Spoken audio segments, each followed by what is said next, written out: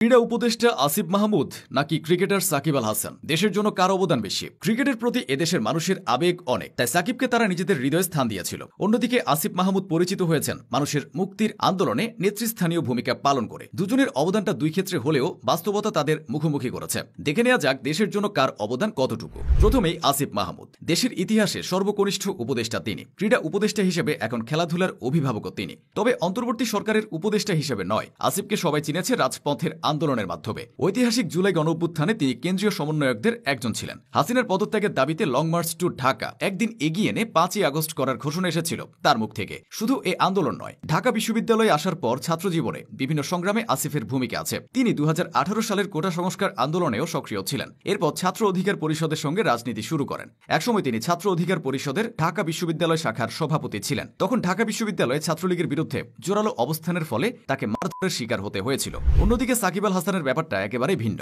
তিনি ক্রিকেটার থেকে রাজনীতিবিদ বনে গিয়ে বহুল আলোচিত ব্যক্তিত্বে পরিণত হয়েছেন। তবে রাজনীতিবিদ হিসেবে নয়, তাকে সবাই গ্রহণ করেছিল একজন ক্রিকেটার হিসেবে। এই অঙ্গনে তার সফলতা, সম্মান ও খ্যাতি এসেছে। সাকিব আল হাসান ছিলেন বিশ্বসেরা অলরাউন্ডার। ব্যাট বলের অবিশ্বাস্য জাদুতে ক্রিকেটকে রাঙিয়েছেন তিনি। বিশ্ব ক্রিকেটের নিয়ন্ত্রক সংস্থা আইসিসি বাংলাদেশি এই অলরাউন্ডারকে কুর্নিশ জানিয়েছে। সাকিবের একের পর এক কীর্তি আইসিসিকে স্যালুট জানাতে বাধ্য করেছে। বিশ্বকাপে একা হাতে দলের ব্যাটিং সামলানো কিংবা আইপিএলে বিদেশি তারকাদের সাথে কাঁধে কাঁধ মিলিয়ে খেলা, সব জায়গায় সাকিব বাংলাদেশের নাম উজ্জ্বল করেছেন। শুধু দলকে নয়, পুরো জাতিকেও তিনি আত্মবিশ্বাস দিয়েছেন। বাংলার লাখ লাখ শিশু কিশোরের আইকন তিনি। ডাক্তার বা ইঞ্জিনিয়ার নয়, ছোটবেলায় তারা একজন সাকিব হতে চাইতো। বাংলাদেশ ক্রিকেটই নয়, বিশ্ব ক্রিকেটেও আরেকটা সাকিবের আগমন ঘটেনি। সাকিব যখন যে কোনো দেশের ক্রিকেট প্রাঙ্গণে যে কোনো জার্সি গায়ে নামেন, চায়ের দোকানে ভিড় জমে যায়। শুধু উইকেট পাওয়া কিংবা সেঞ্চুরি দেখার জন্য নয়, নিজের দেশের নাম উজ্জ্বল করা ছেলেটাকে এক পলক দেখার জন্য মানুষের এ আবেগ। বলতে গেলে বাংলাদেশ এবং দেশের ক্রিকেটের ব্র্যান্ড ছিলেন সাকিব আল হাসান। একটা সময় ছিল যখন সচিন টেন্ডুলকার, অ্যাডাম গিলক্রিস্ট, কপিল দেব ও ব্রায়ান লারাদের খেলার প্রশংসা করা আর আনন্দ উপভোগ করাই ছিল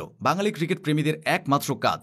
মাঝে মাঝে খর্বশক্তির দেশগুলোর সাথে টাইগারদের জয় ছিল ক্রিকেট প্রেমীদের জন্য ঈদের চাঁদ। অন্যান্য দেশের কিংবদন্তিদের জয়গান ছিল এদেশের মানুষের কণ্ঠে। কারণ একটাই, নিজের দেশের সেই উচ্চতার একটা ক্রিকেটারের অভাব। সাকিব এসে সে অভাবটা দূর করেছেন। ক্রিকেটার হিসেবে তিনি এমন কিছু কীর্তি গড়েছেন যা ভাঙা অকল্পনীয়। একই সময় ক্রিকেটের 3 সংস্করণে শীর্ষ অলরাউন্ডার হওয়ার গৌরব আছে তার। সাকিবের আগে এটা করতে পারেনি বিশ্বের কোনো অলরাউন্ডার। আন্তর্জাতিক ক্রিকেটে 14,000 রান ও 700 উইকেট নেওয়া একমাত্র ক্রিকেটার সাকিব। ইতিহাসের প্রথম ক্রিকেটার হিসেবে ওয়ানডে বিশ্বকাপে 1000 রান ও 30 উইকেটের মাইলফলক স্পর্শ করেছিলেন তিনি। ইতিহাসের প্রথম ক্রিকেটার হিসেবে এক বিশ্বকাপে 600-ও বেশি রান ও 10 উইকেটের মাইলফলক ছুঁয়েছেন সাকিব। ইতিহাসের দ্বিতীয় ক্রিকেটার হিসেবে বিশ্বকাপের এক ম্যাচে 50 ও 5 উইকেট নেওয়ার কীর্তিও আছে তার। অলরাউন্ডার হয়েও তিনি ভাগ বসিয়েছেন কিংবদন্তি ব্যাটসম্যানদের রেকর্ডে। ইতিহাসের দ্বিতীয় ব্যাটার হিসেবে এক বিশ্বকাপে 7টি 50 ইনিংস খেলার কৃতিত্ব আছে তার। এর আগে শুধু সচিন টেন্ডুলকারই এটা করতে পেরেছিলেন। সাকিব আল হাসানের অবদান সম্পর্কে বলতে গেলে শেষ হবে না, তবে সেসব শুধুই ক্রিকেটে সীমাবদ্ধ। অন্যদিকে আসিফ মাহমুদ দেশে আন্দোলন সংগ্রামের মূর্ত প্রতীক।